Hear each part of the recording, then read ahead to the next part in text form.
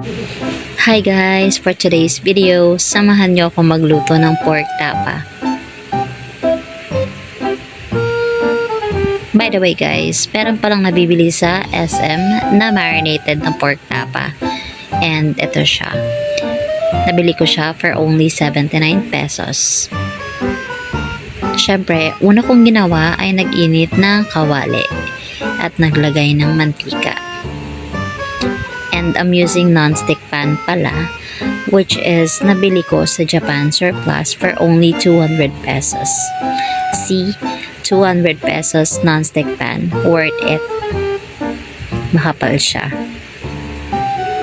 So, once mainit na yung mantika, we can start frying yung tapa. So, as you can see, ayan siya. Ipiprito ko lang siya until mag golden brown or mag caramelize yung sauce nung tapa. And after ko na prito lahat yon, naggisa ako ng bawang until brown, and sinamahan ko na rin ng sibuyas para yung aroma ng sibuyas kumapit doon sa tapa natin. So wait natin until mag-luminous yung sibuyas.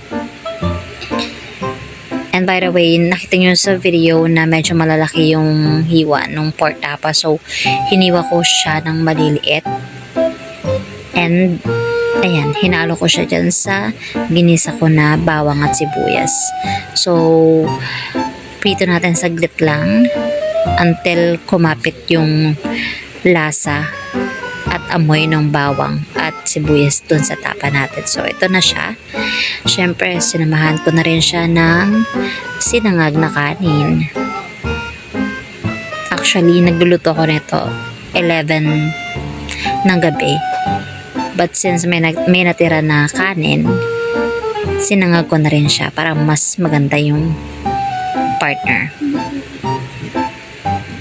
Ayan na siya.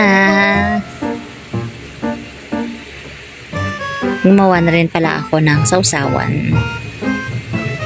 So, all good na. Let's eat.